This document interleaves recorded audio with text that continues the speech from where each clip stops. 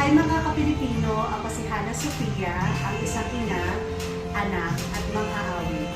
At higit sa lahat, ako ay isang Pilipino. At ako ang makakasama sa panibagong pahina ng Kwentong Pilipino. Ay Pilipino, naiiba sa buong mundo. Palaban, pero may puso, kayang maging totoo. Dahil yan ang tatak Pilipino. Welcome sa Kwentong Pilipino. Dito matutunghayan natin ang iba't ibang kwentong tatak Pilipino. Hi mga ka-Pilipino! Welcome sa Kwentong Pilipino. Ito ang panibagong pahina na ihahandog ko sa inyo. Hana, maraming salamat sa pagtanggap ng aking imbitasyon ngayon. Most welcome po. Thank you so much din po sa pag-invite sa akin dito. Mag-hello ka muna sa mga nanonood sa atin sa Kwentong Pilipino. Good day po everyone. This is Hana Sofia and hello po. Nice meeting you all. Nais ko po ipaalam sa inyo na nakilala ko si Hana Sofia sa pamamagitan po ng online streaming na Kumu. Doon ay una ko siyang nakapanayam at may mga ilan ng kwento ng buhay niya na naibahagi sa atin. Pero ngayong episode na to, mas kilalanin natin siya sa mga tanong na babalikan niya yung kwento rin niya bilang isang Pilipino. Ano ang estado ng buhay noon? Before, maayos naman. Kaya lang hindi talaga mawawala na, syempre marami rin pinagdadaanan. Yeah. On that time, ang alam ko, I'm still working Okay. as a call center representative Yeah. sa isang international na account. And then at the same time, part-time ko yung pagpupumi. Wherein kasi, yun kasi yung passion ko eh. Mahilig kasi akong kumanta, Oo. mahilig ako sa music. Speaking of kanta, bago natin usain ang mga kwento ng iyong mga pinagdaanan sa buhay, alam mo, personally, kung ano yung favorite na kanta ko, di ba? Yung Awit Kay Inay. Gusto ko na yung lahat ng mga nanonood sa atin, makilala ka din na isa kang magaling na mga awit. So, pwede mo kami kantahan ng awit ng Kay Inay, kahit yung a cappella version lang. Pwede naman. On the first time na nag-guest ako sa show ni I Am Blue Roy, yun yung pangalan niya sa Kumu. Ito yung isa sa mga ni-request niya sa akin na song. So actually, on that time, dun ko palang nalaman yung tungkol sa songs na to. So hindi ko talaga siya alam. So let me just try to sing that song for you guys. Walang inang magtitiis sa isang anak. Ika'y dakila at higit ka sa lahat. Ang awit na ito ay alay ko sa'yo. Ang himig at titig, ang pag-ibig sa puso ko. Ika'y nag-iisa, ikaw lang sa mundo. Ang may pusong wagas, ganyan ang tulad mo. Alright, so yun. Thank you, Hana. So, kung binabalikan ko, yung ganyang pag-awit mo noon, bilang isang anak, ano ang reflection mo sa kantang yan? Bilang isang anak, nakikita ko kasi dito yung pagmamahal ng isang dakilang inay. Kasi kapag ina ka na, so lahat ng bagay kaya mong gawin. Lahat ng bagay isasakripisyo mo para lang dun sa kinabukasan at sa magandang future ng anak mo. Kasi kumbaga, bilang isang ina, sila na yung future mo. So, kumbaga ikaw parang kung ano na lang isusubo mo at kakainin mo, ibibigay mo pa sa kanila. Kung kumustahin ko, kumusta ang buhay OFW? Actually, bilang isang OFW, napakahirap. Ang akala ng iba, madali. Ang akala ng iba, mayaman ka. Mhm. Akala ng iba masarap yung buhay mo Yeah. doon, pero hindi. Sa kabilaan, sa likod nun, lahat ng pagtitiis gagawin mo. Pagtitipid, yung kakainin mo, hindi ka gagastos eh.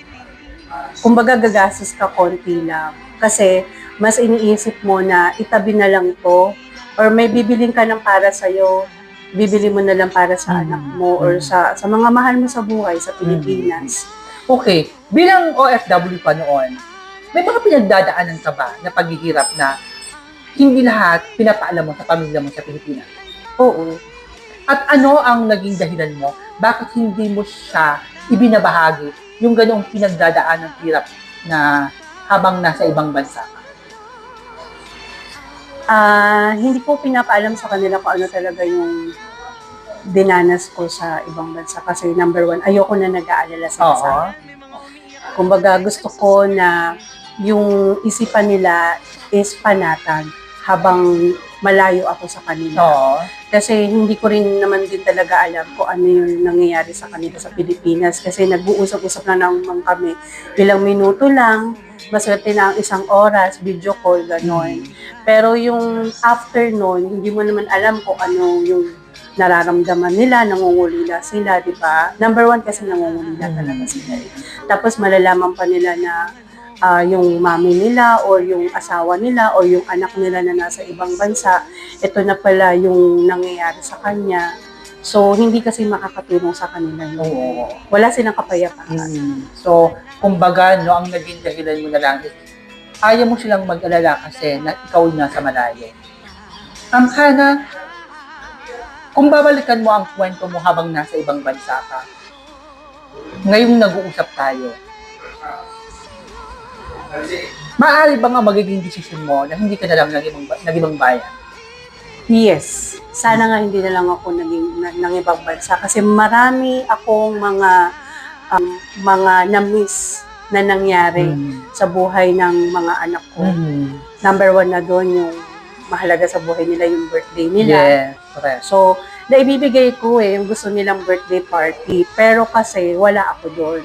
So, meron nga doong video, naalala ko pa, sinend nga sa akin yun.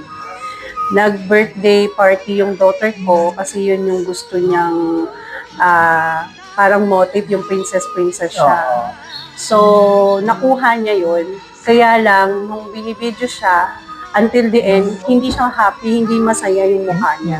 Kasi there's something missing.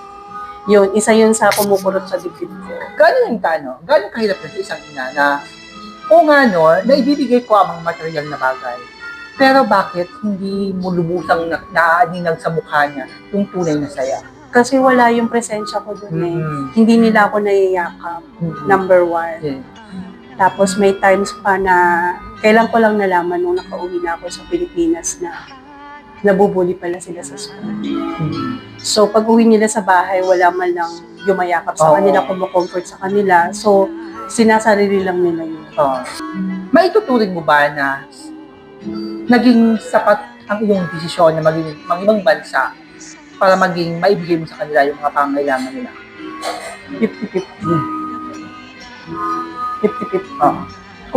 Kung pag-uusapan natin ang practical na konsepto ng iyong desisyon, sa tingin mo ba tama yun? 50, oo. Kumikita ako, tapos nakakapag-aral sila sa private school eh. Kumbaga, hindi nila iniisip yung every month na babayaran ko sa tuition fee nila. Okay, Tapos, ilang taong kang nang ibang bansa? 5 years, gano'n. Sa loob ng 5 taon, ano ang narinig mo sa mga anak mo na mas lalong nakadurog sa puso mo habang nandoon ka sa ibang bansa? Mami, uwi ka na. Yun. Ayoko kasi pinipigilan ko yung sarili ko. Yun, mami, uwi ka na. May kwento ka ba sa iyong pangingibang bansa na hanggang ngayon, hinahabol ka pa rin? Either masaya o malungkot na nagiging bahagi na ng buhay mo hanggang ngayon? Bad experience kasi iniwan ko na talaga. Okay. Pero kumbaga nare-remind na lang siya sa akin, especially kung may mga tao na nag-share din ng buhay na nangyari sa kanila, wherein kinukwento ko kung ano yung nangyari sa buhay ko to inspire them, to motivate them. Kung ako nga, ito yung napagdaanan ko, pero nalagpasan ko siya, and then naging strong ako as a person. Unlike before na mahina ako, iyakin ako, no. Kung yun, na-inspire ko sila doon, naibibahagi ko yun. Pero hindi ko na siya dinadala until ngayon na sa buhay ko, no, hindi na siya burden sa akin. No, maraming Pilipino sa ibang bansa na OFW. Ikaw bilang representante, no, na nakaranas ng pagiging OFW, ano ang nais mo ihatid sa kanila? Maling konsepto ng pagkakilala nila doon sa pagiging OFW. Bilang isang OFW or overseas Filipino worker is napakalaking challenge po talaga at sakripisyo sa isang individual, lalo na sa ating mga Pilipino. Depende kasi sa status ng buhay mo. Pero kung ikaw, meron ka ng pamilya, may anak ka na, tapos iiwanan mo sa Pilipinas at bibigyan mo ng chance ang sarili mo na magtrabaho sa ibang bansa, napakahirap po talaga. Kasi number one, yung homesickness. Kasi ilang taon ka na hindi mo makakasama yung mga mahal mo sa buhay. Hanggang video call lang kayo, hanggang picture lang. And then, kapag may mga bagay silang pinagpadaanan, lalo na dun sa mga anak mo, emotionally, physically, kailangan nila ng nanay. Wala ka sa tabi nila. So, ang nangyayari, instead na maging masaya sila sa lahat ng ibinibigay mo, hindi yun yung nararamdaman nilang saya. Emotionally, na to-torture sila, mentally din, kasi kapag may mga araw na merong nanakit sa kanila, may sakit sila, nahihirapan sila sa ganitong bagay, sa ganyang bagay, wala ka sa tabi nila. Malaking bagay yun. Oo. Kumusta ka bilang kapatid? Kumusta ka bilang isang anak? Ako, napakalambing. Masayahin kasi akong tao. Hindi ako yung makikita mong seryoso. Oo. Kaya nga pag magkakasama kami magkakapatid, ako yung napagkakamalang bunso. Paano mo mailalarawan ang sarili mo sa relasyon mo sa iyong ina? Sa tingin mo, naibigay mo ang isang konsepto ng pagiging isang mabuting anak? Hindi 100%. Kasi nag-asawa po ako ng maaga. Kung naging parang sa'yo, parang naging kabiguan yun sa parents mo na hindi ka nakapagtapos at nakapag-asawa ka. Okay. May tuturing mo ba na isa yon sa mga kabiguang na ibigay mo hanggang ngayon sa damdamin ng ina? Oo. Then, humingi ka ba ng tawad sa hindi pagkakamaling bumuo ka ng pamilya, pero doon sa pagkakamali ng desisyon mo na naiba sa hangarin ng nanay mo? Humingi ako ng tawad. And then, kahit na nahihirapan ako, kung ano kasi yung pinasok ko, hanggang ngayon ipinapakita kong kaya ko. Naging mabuti akong ina, naging mabuti akong asawa. At the same time, patuloy ako naging mabuting isang anak. Kasi kung ano yung itinuro sa akin ng parents ko, lalo na ng nanay ko, siya ang ginagamit ko at naia-apply ko sa pamilyang meron ako. Sa pag-aasikaso sa asawa, sa anak, kaya nabubuhay. Babalikan ko yung kwentong binahagi mo sa akin na isa sa mga naging dahilan ng iyong pananatili dito sa Pilipinas at tuluyan ng lisanin ng pagiging OFW ay dahil namiligro ang iyong pamilya. Kumusta na kayo ng asawa mo? Ayos na ayos po. Pagkakalala ko, muntik na nga kayong maghiwalay. Pero dahil gusto mo, dahil mabuo yung pamilya mo, sinakripisyo mo yung pangibang bansa at nanatili ka na lang sa Pilipinas. Sa pag-uusap natin ngayon, tama ba ang desisyon mong manatili para maisalba ang pamilya? Yes.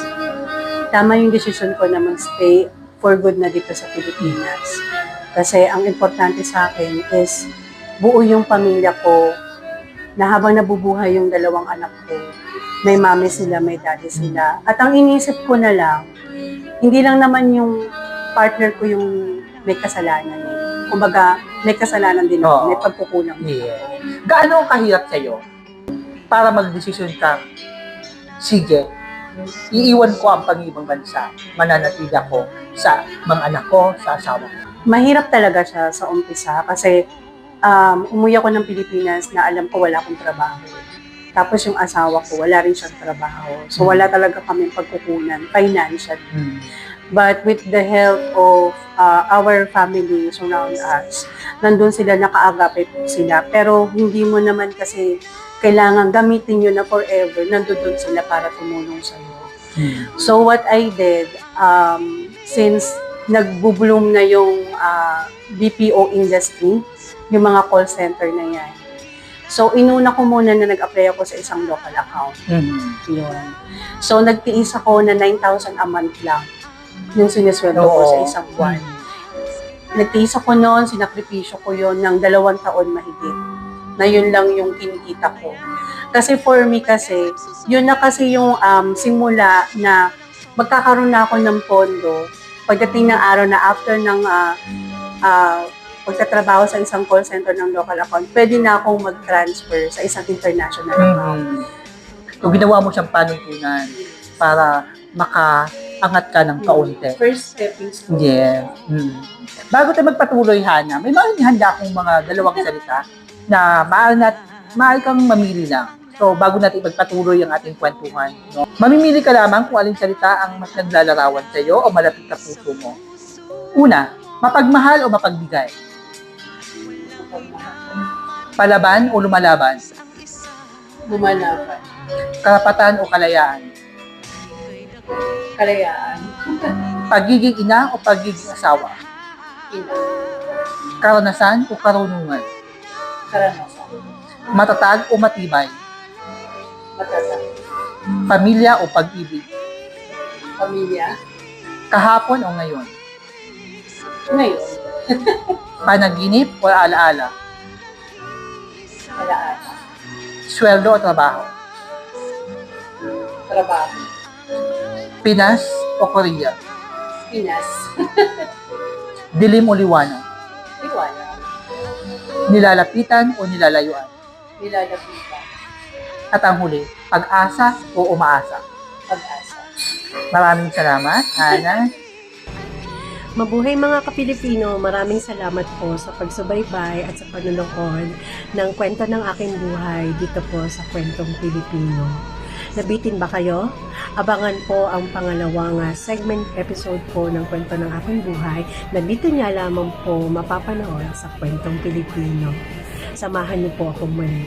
Maraming salamat po. Hanggang sa muli nating paglalahad ng mga kwentong Pilipino.